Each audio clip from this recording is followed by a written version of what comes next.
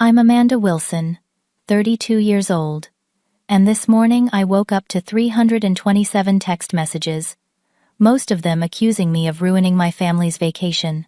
My phone kept buzzing with notifications from my sister Heather screaming in all caps about how I'd abandoned her and her twins at the airport. After 5 years of being my sister's unpaid babysitter whenever she wanted a break, I finally chose myself over family obligation. Before I tell you how I became the family villain overnight, let me know where you're watching from. Hit that like and subscribe button if you've ever had to choose between your sanity and family expectations. I grew up in a close-knit family in suburban Massachusetts. My parents, Dennis and Catherine Wilson, always emphasized family loyalty above everything else. Family first was practically our household motto, embroidered on pillows and framed on walls. Growing up, that motto felt warm and comforting. As an adult, it became the chain that kept me from establishing healthy boundaries. I worked incredibly hard to build my career as a marketing executive at a Boston firm. I put myself through business school, climbed the corporate ladder through late nights and weekends, and finally earned my corner office last year. My parents acknowledged my success with polite nods, but they never seemed truly impressed. My mother would say things like, "That's nice, dear. Did you hear Heather is organizing the school fundraiser again this year?" My accomplishments were always secondary to my sister's life events. Heather is 3 years older than me and has been the center of our family universe since childhood.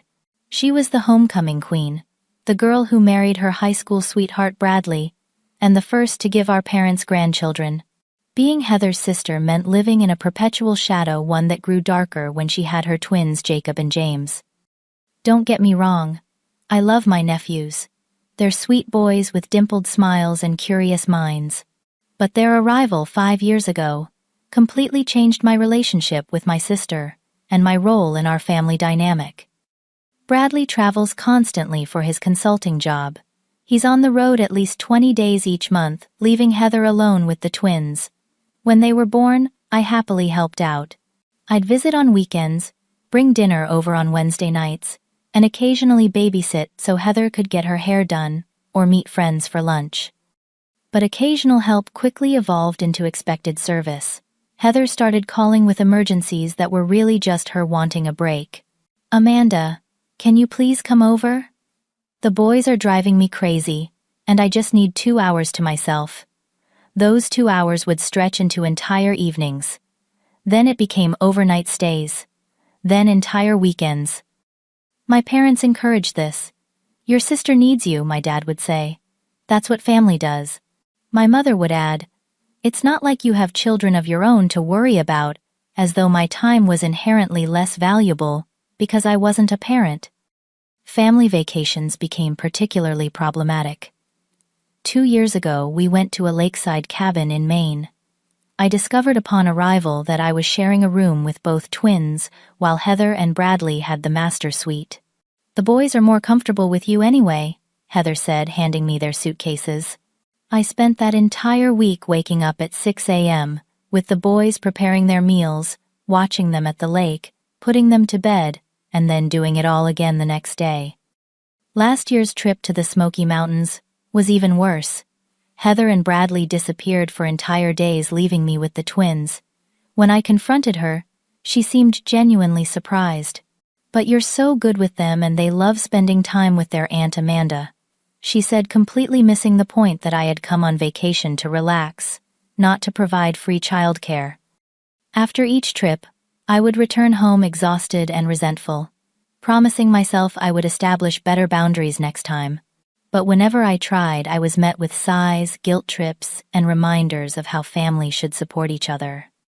3 months ago, my father announced during Sunday dinner that he had booked a family trip to Hawaii. 2 weeks in paradise, he said proudly. "I've been saving for years, all expenses paid. My treat to my favorite people in the world." Everyone cheered except me. I smiled weakly, already imagining how this would play out. When the initial excitement died down, I gently suggested that my work schedule might be too busy for a 2-week trip. "You can't miss this," my mother said firmly. "This is a once-in-a-lifetime family experience." Heather reached across the table and squeezed my hand. Plus, the boys have already been talking about building sand castles with Aunt Amanda. And just like that, my fate was sealed. No one had asked if I wanted to go. No one had checked my availability before booking. No one had considered that I might have plans or preferences of my own. I was simply expected to show up and fulfill my assigned role in the family hierarchy. As dinner continued, I watched my family excitedly discuss snorkeling and luau's, while I calculated how many hours of the vacation would be spent watching my nephews, so everyone else could enjoy paradise. I left that dinner with a knot in my stomach that would only grow tighter in the coming weeks. The family group chat exploded with vacation planning.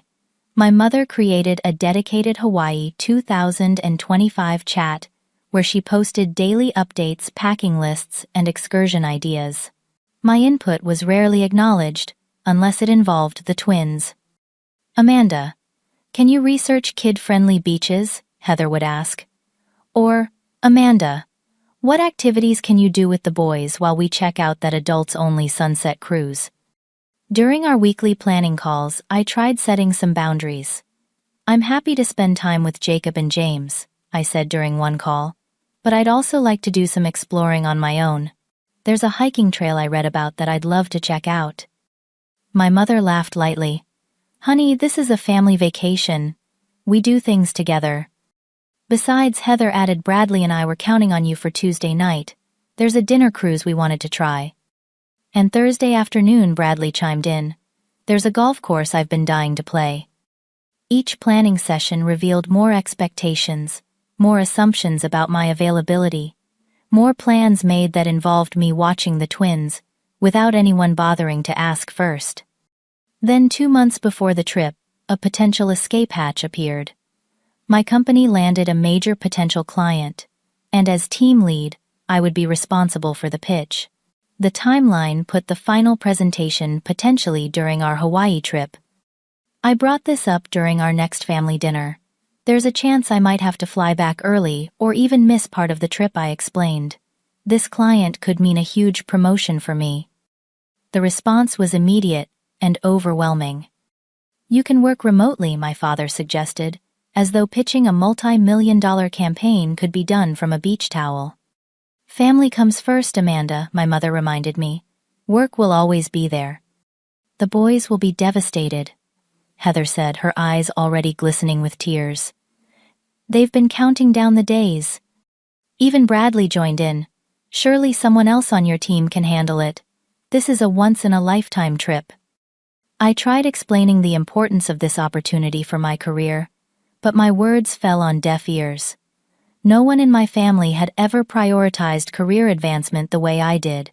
To them, my dedication to my job was at best a curious quirk, and at worst a personal failing. I left that dinner feeling cornered, my anxiety about the trip mounting. That night, I called my friend Stephanie Campbell, the one person who truly understood my family dynamic. "They're doing it again," I told her, pacing my apartment. 2 weeks of being the family babysitter while everyone else has fun. "Then don't go," Stephanie said simply. "I can't just not go. They've been planning this for months. My dad paid for everything." "Amanda, how many more vacations are you going to sacrifice? How many more holidays? How many more weekends? When does it stop?" Her questions lingered with me for days afterward. The final planning meeting was the breaking point. We gathered at my parents' house 1 week before departure to finalize details. Heather proudly announced she'd requested adjoining rooms for us. "I made sure our rooms have a connecting door," she said.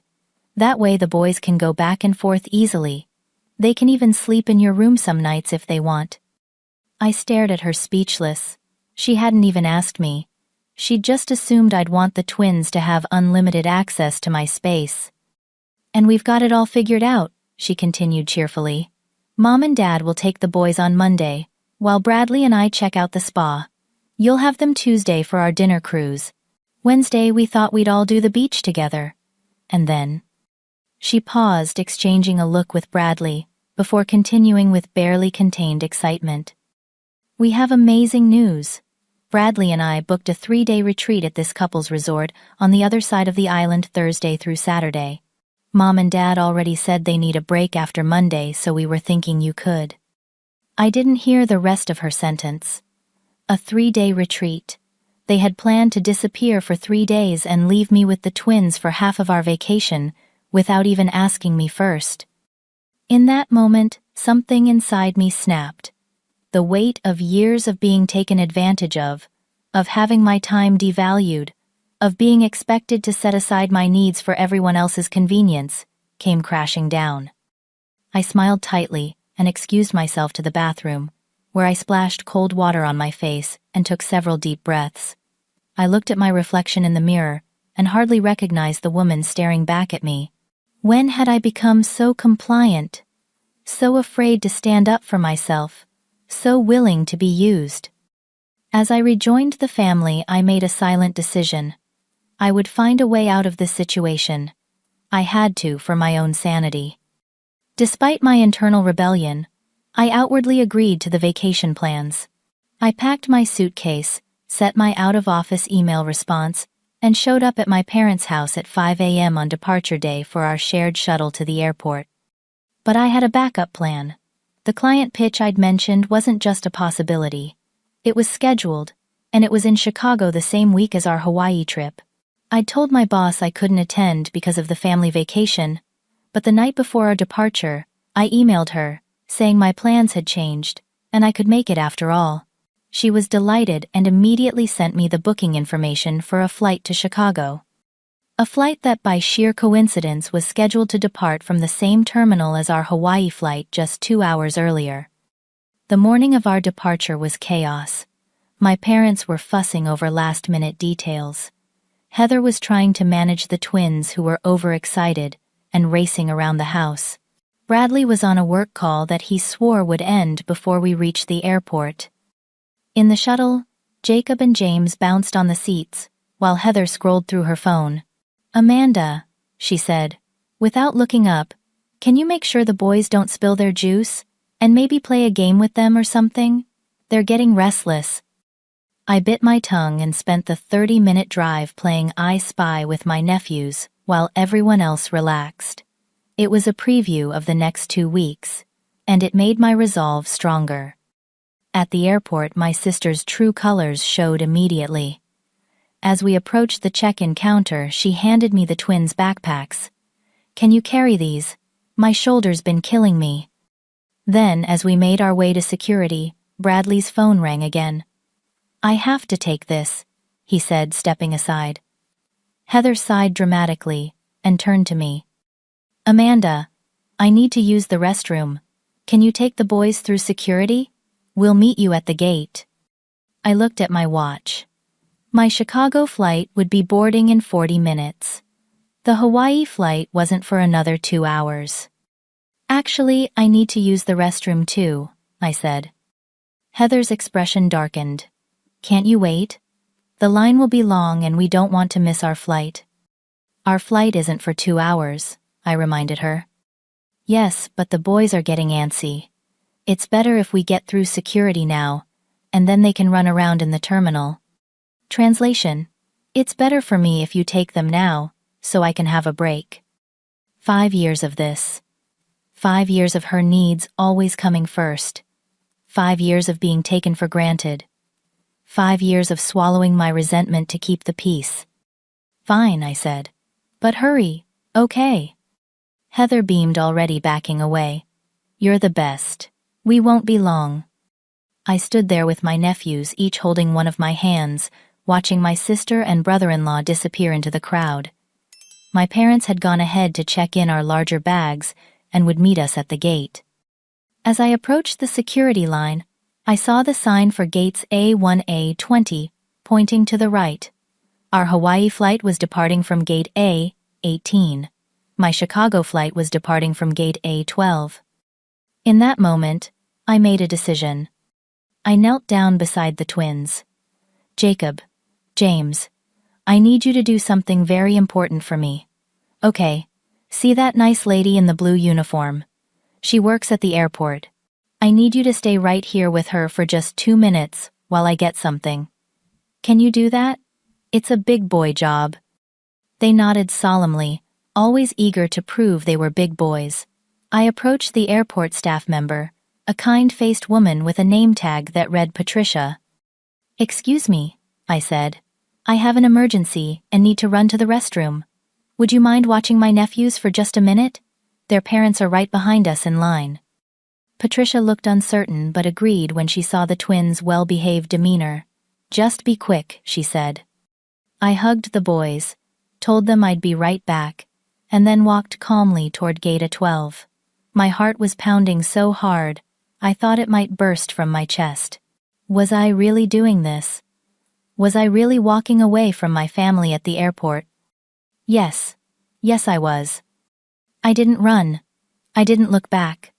I walked with purpose toward my gate, where they had just started the boarding process. I turned my phone to airplane mode, handed my ticket to the gate agent, and boarded the plane to Chicago. As I settled into my seat, a strange mixture of emotions washed over me. Guilt, certainly, fear of the confrontation to come, but also an overwhelming sense of relief.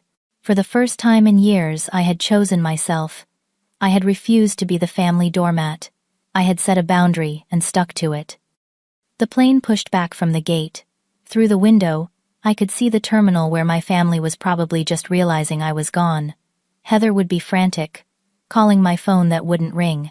My parents would be confused and concerned. The twins might be crying. I closed my eyes as the plane accelerated down the runway. There was no turning back now. 3 hours later, we landed in Chicago. I turned my phone back on and watched in horror as notification after notification filled my screen.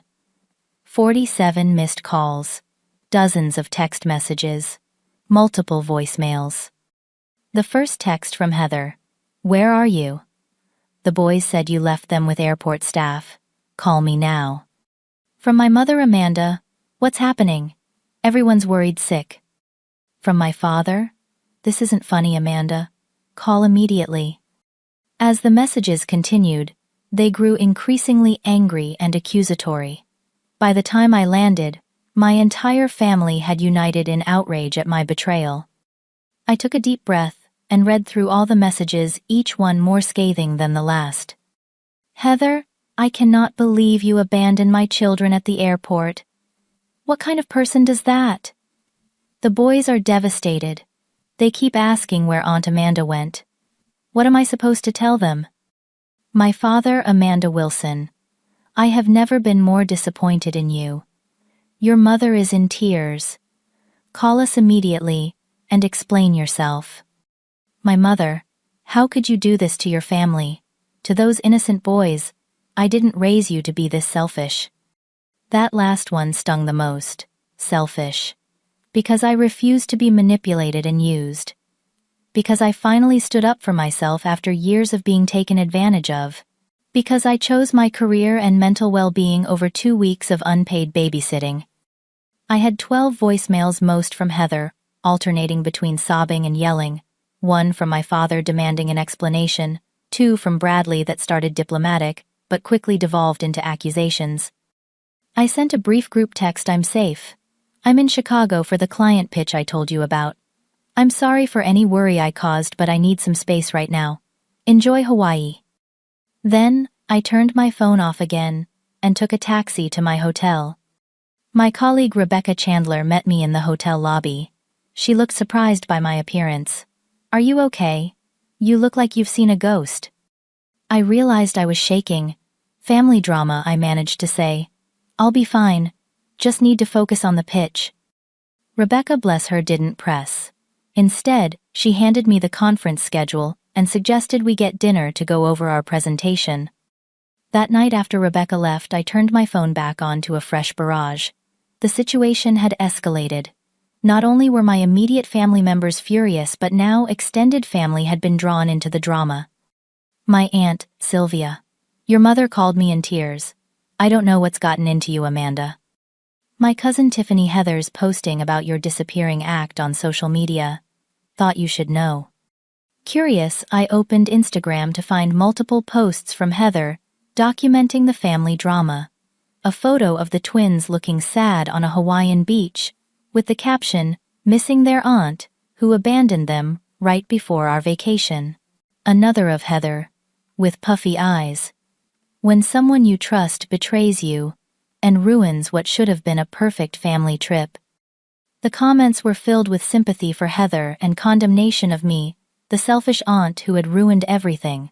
People who didn't know me, didn't know our family dynamic, didn't know the years of being taken advantage of, were quick to judge me as the villain in this story. Only my cousin Grace sent a private, supportive message. "Don't let them guilt you. They had it coming. Call me when you're ready to talk." That night alone in my hotel room, I finally broke down. I sobbed until my throat was raw and my eyes were swollen. All the hurt, all the resentment, all the guilt came pouring out. I cried for the little girl who had always lived in her sister's shadow. I cried for the woman who had never learned to say no. I cried for the aunt who truly did love her nephews, but couldn't be the martyr her family needed her to be anymore. The next morning, I woke to another text from my mother that broke my heart. "I don't recognize the daughter I raised. The Amanda I know would never abandon her family like this. I don't know if I can forgive this level of selfishness." Selfishness. There was that word again. Somehow, in my family's eyes, setting a boundary was the ultimate act of selfishness. Taking care of myself was selfish. Pursuing my career was selfish. Everything that wasn't complete self-sacrifice was selfish. That's when I realized, if enforcing healthy boundaries made me selfish in their eyes, then maybe I needed to be selfish. Maybe selfish wasn't the insult they intended it to be. I straightened my shoulders, dried my tears, and went to the conference with a new resolve. I would not let my family's manipulation ruin this opportunity. I would focus on the pitch ace, the presentation, and deal with the family fallout afterward. While I was throwing myself into the Chicago conference, the Hawaii vacation was apparently falling apart without me there to hold it together. The updates came from Grace, who was getting regular calls from my mother. According to Grace, Heather was struggling to manage the twins on her own. Without me there to take over, whenever she got overwhelmed, she was forced to actually parent her children full-time, something she clearly wasn't used to doing. "Aunt Catherine says the boys had a meltdown in a restaurant yesterday," Grace texted. "Heather couldn't calm them down and they had to leave before the food even arrived. She's blaming it on them being upset about you, but we all know it's because she never disciplines them." My parents, who had envisioned a relaxing tropical getaway, found themselves drafted into childcare duty. My father's dream of golfing every day was replaced by building sandcastles and hunting for seashells. My mother, who had packed elegant evening wear for fancy dinners, instead spent her days chasing twins around the resort pool.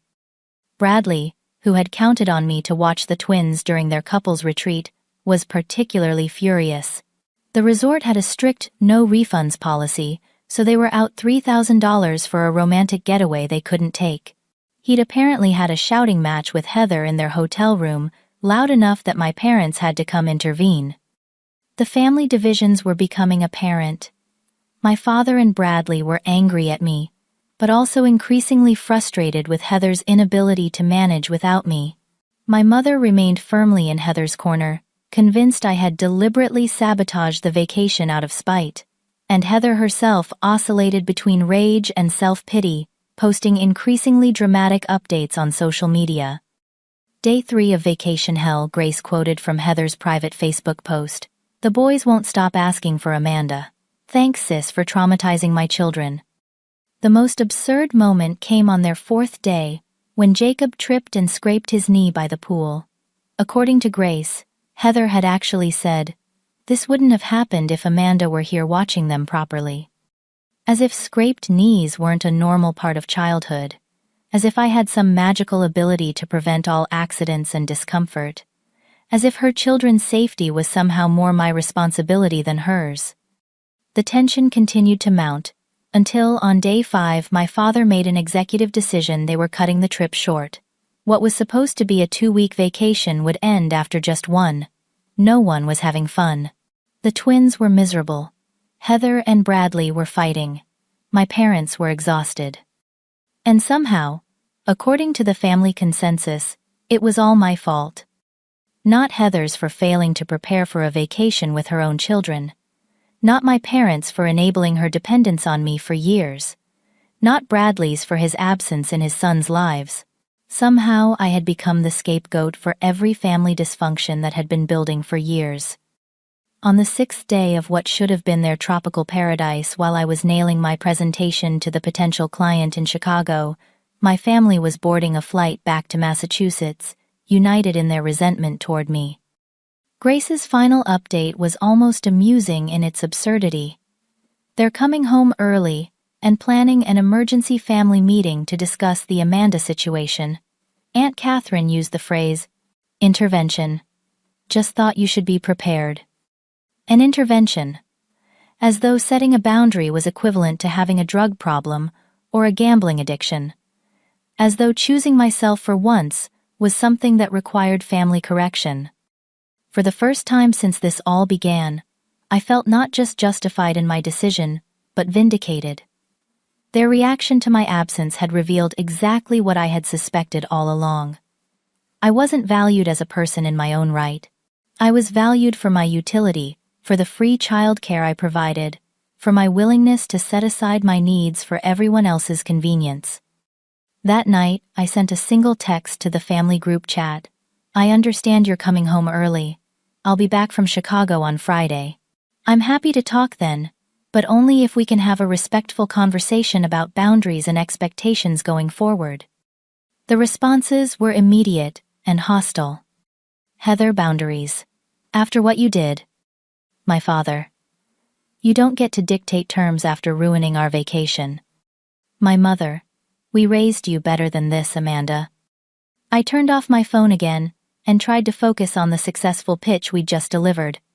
Our potential client had been impressed. My boss was thrilled. This could mean a promotion, a raise, recognition for all my hard work. But even this professional triumph was tainted by the knowledge that my family would never celebrate it with me. They would see it only as the reason I had abandoned them, never as the achievement it was. The Chicago conference turned out to be professionally transformative. Our team delivered an outstanding pitch the client signed with us, and my boss hinted strongly that a promotion was in my future. I made valuable connections, attended inspiring workshops, and even had time to explore the city a bit. Most importantly, I experienced what it felt like to prioritize myself without guilt. I slept well, ate when I was hungry, worked hard, but also rested when I needed to. Simple things really, but luxuries compared to what a Hawaiian vacation with my family would have been. On my 3rd day in Chicago, I made an appointment with Dr. Eleanor Mitchell, a therapist I'd been seeing occasionally for the past year. We had a video session where I poured out everything that had happened. Amanda, she said after listening carefully, what would you say to a friend who told you this exact story? If a close friend told you her family treated her this way, what advice would you give her? I thought about it. I'd tell her she deserves better, that it's not her job to be everyone's safety net, that she has a right to her own life. Exactly, Dr. Mitchell nodded. Now why is it so hard to give yourself that same compassion? We spent the hour dissecting the family dynamics that had led to this point. How Heather had been positioned as the golden child from an early age, how I had been cast in the supporting role, how patterns established in childhood had carried into adulthood, how boundaries were seen as threats in family systems that relied on certain members sacrificing their needs. Your family is experiencing what we call an extinction burst, Dr. Mitchell explained. You've changed the rules of engagement, and they're responding with escalated attempts to get you back in line. It's uncomfortable, but it's actually a necessary part of establishing new, healthier boundaries. So what do I do now? I asked. You stay consistent. You communicate your boundaries clearly and calmly. You don't justify or over-explain. And you accept that they may never fully understand or approve of your decision.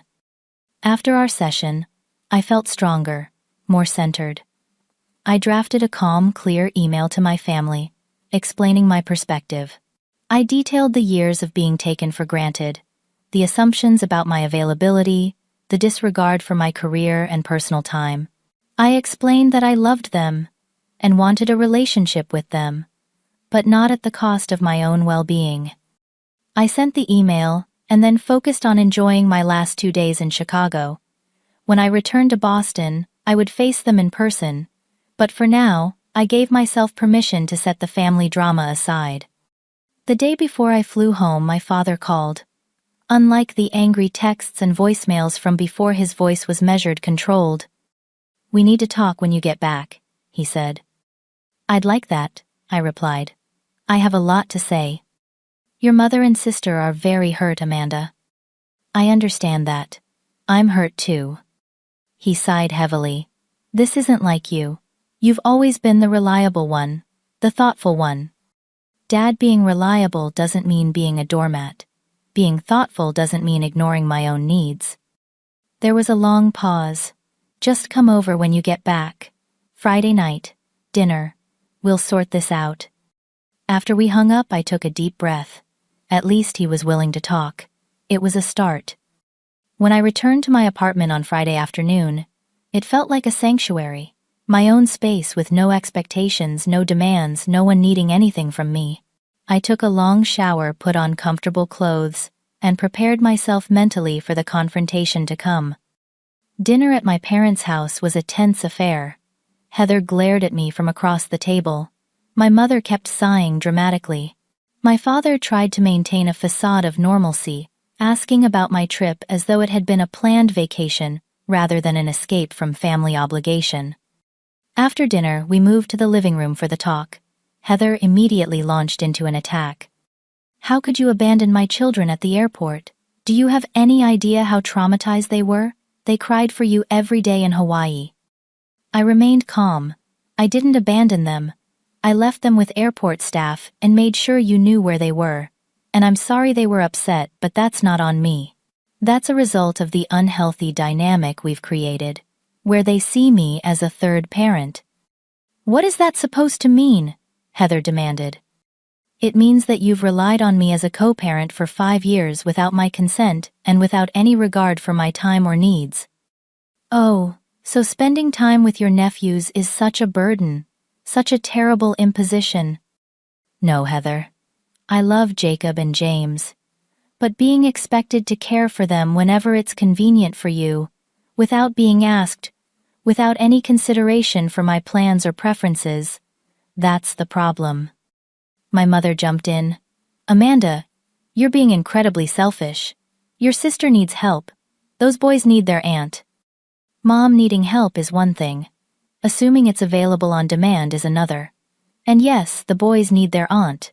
But they need an aunt who's present because she wants to be, not because she's been manipulated and guilted into it." My father, who had been quiet, finally spoke. "The way you left Amanda." Without a word. It was inappropriate. "I agree it wasn't ideal," I conceded. "But I had tried talking to you all many times about needing more boundaries, about my work commitments, about wanting some independence on this trip. No one listened. No one cared what I wanted." "That's not true," my mother protested. "Isn't it I challenged? When I told you about the client pitch, did anyone say, 'That sounds important, Amanda. We understand if you can't make the whole trip'? When I said I wanted to do some activities on my own in Hawaii, did anyone respect that? When Heather announced she'd booked adjoining rooms so the twins could have access to me, 24/7, did anyone think maybe I should have been consulted first?" The room fell silent.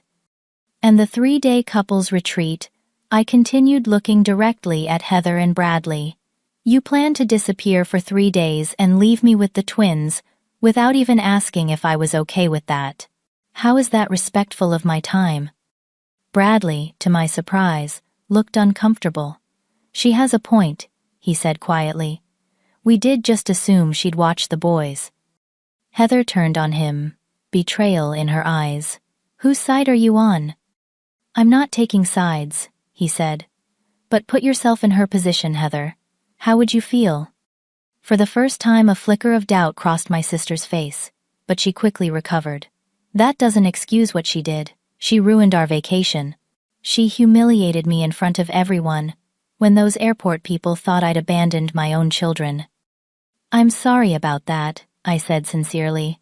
But Heather, you need to understand. This vacation was ruined long before I walked away. It was ruined the moment everyone decided my only value was as a built-in babysitter. The conversation continued for hours, sometimes heated, sometimes tearful. My parents struggled to see my perspective too, entrenched in old patterns to recognize their role in the dynamic.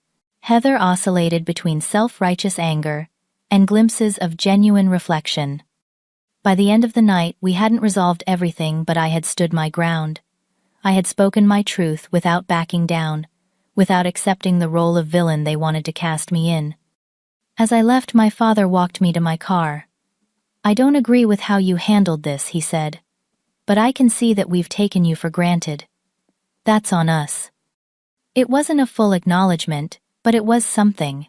A crack in the family united front.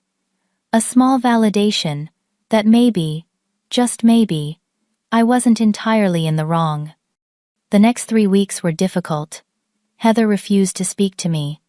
My mother's communication was limited to guilt-inducing texts about how much the twins missed me. My father made awkward attempts at reconciliation that never quite acknowledged the core issues. But in my apartment, in my space, I found peace. I focused on work, celebrating my promotion when it came through. I spent time with friends who valued and respected me. I continued my sessions with Dr. Mitchell, strengthening my resolve and working through the guilt that still occasionally surfaced. And I discovered something surprising. Without the constant drain of my family's demands, I had energy for other things. I joined a hiking group. I took a pottery class. I started dating again after a 2-year hiatus. I remembered what it felt like to have a life that was truly my own. 3 weeks of family cold shoulder treatment gave me space to focus on myself, but it was painful nonetheless. I missed my nephews. Despite everything, I missed Sunday dinners and the sense of belonging that came with family dysfunctional as ours might be. The first crack in the ice came from an unexpected source. Bradley called me one evening, asking if we could meet for coffee. "Just you and me," he said. "No Heather, no parents. Just a conversation." We met at a quiet cafe the next day. Bradley looked tired. The kind of bone-deep exhaustion I recognized from my own reflection during the worst periods of family drama. "Heather doesn't know I'm here," he said after we'd gotten our drinks. "She'd see it as a betrayal." "Why are you here then?" I asked. He stared into his coffee. "Because you were right. About everything. The way we've all treated you, the expectations, the taking you for granted, all of it." I sat in stunned silence as he continued. "After you left, nothing worked. The boys were upset, yes, but it was more than that. Heather couldn't cope. Your parents tried to help, but they're older now. They don't have the energy. And he paused, looking ashamed. "I've been absent too much. I relied on you being there just as much as Heather did." "What are you saying, Bradley?" "I'm saying I see it now. How unfair it's been to you. How we've all used you without considering what you needed." He looked up at me. "I'm saying I'm sorry. And I'm asking for your help in fixing this. Not by going back to how things were, but by creating something healthier." That conversation with Bradley became the catalyst for change. He spoke to my father, who reached out to me the following day. Slowly, cautiously, we began rebuilding communication. My mother was next. She called me one afternoon, her voice tearful but controlled. "Bradley says we need to listen to you," she said. "Really listen. I'm trying to understand Amanda. Help me understand." I invited her to meet me for lunch, just the two of us. Over sandwiches and iced tea, I explained as gently as I could how it felt to always be considered less important than Heather, how painful it was to have my career and personal life dismissed, how exhausting it was to constantly put everyone else's needs before my own. "I never saw it that way," my mother admitted. "I thought, I thought you enjoyed being involved with the boys. I thought you were happy to help because you don't have children of your own. I do love being involved with Jacob and James, I said, but on my terms, as their aunt, not as a third parent who never consented to the role. My mother reached across the table and took my hand. I'm sorry, Amanda. I truly am. I didn't realize how much we were asking of you. Heather was the hardest. She maintained her anger the longest, convinced she was the wronged party. It took nearly a month before she agreed to meet with me, and even then, it was only with the condition that we meet with a family therapist present. Dr. Renee Taylor's office became the neutral ground where Heather and I could finally speak honestly to each other. In our first session, the anger and hurt poured out from both sides. Heather felt abandoned and betrayed. I felt used and unappreciated. Heather, Dr. Taylor said gently, after we'd both had our say, "Can you try to imagine how it feels for Amanda when you make plans that involve her time, without asking first?" "She's my sister," Heather said, as though that explained everything. "Family helps family." "Yes, but help that's freely given is different from help that's expected or demanded," Dr. Taylor pointed out. One nurtures relationships, the other damages them. It took several sessions, but slowly, painfully, Heather began to see how her behavior had contributed to the situation.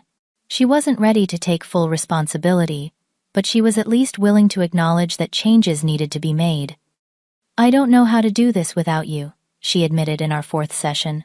"I've relied on you so much with the boys." "I'm not saying I won't help anymore," I clarified. "I'm saying I need to be asked, not told. I need my no to be respected when I give it. I need to be seen as a person with my own life, not just as an extension of yours." Rebuilding my relationship with the twins was both the easiest and the hardest part. The easiest because children are naturally forgiving, especially when they love you. The hardest because I needed to establish new patterns without hurting them in the process. The first time I saw them again was at a carefully planned park outing. They ran to me with open arms, no trace of resentment for my disappearance, only joy at my return. "Aunt Amanda, we missed you so much," Jacob exclaimed, wrapping his arms around my waist. "Did you bring us anything from your trip?" James asked hopefully. I had, of course, small snow globes from Chicago that they treasured as though they were priceless artifacts. As we played on the swings, I explained in simple terms what had happened. "Sometimes grown-ups need space to take care of themselves," I said. "Like how you need quiet time when you're feeling overwhelmed.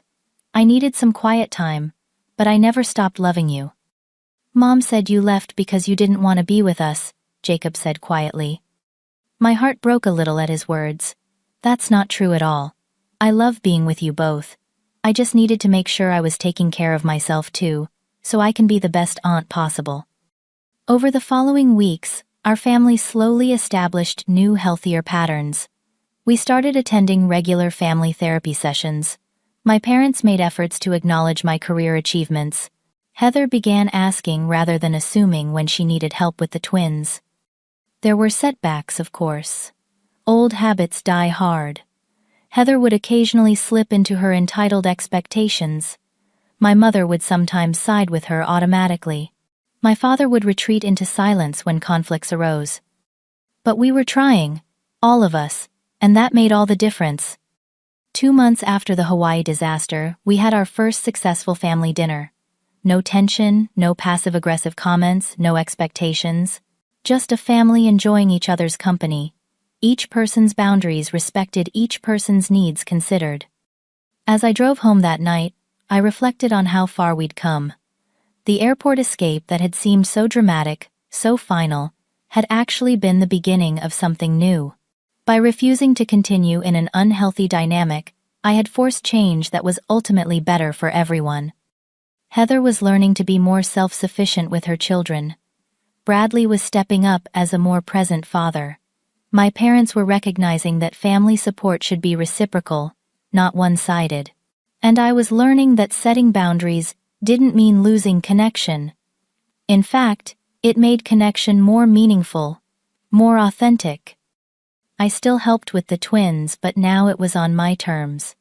When I spent time with them, it was because I wanted to, not because I'd been guilted or manipulated into it. And somehow, that made our time together even more special. The greatest lesson I learned through all of this was that sometimes what looks like ruining a vacation is actually the first step to rebuilding a family. The hardest part wasn't walking away at the airport. It was learning that loving my family meant first loving myself enough to say no. Have you ever had to set a difficult boundary with family? I'd love to hear your stories in the comments below. Sometimes it helps to know we're not alone in these struggles. Don't forget to like this video if you could relate to any part of my journey. Subscribe to hear more stories of family healing and share with someone who might need to know it's okay to choose themselves sometimes. Thank you for listening. And remember, healthy boundaries make healthier relationships.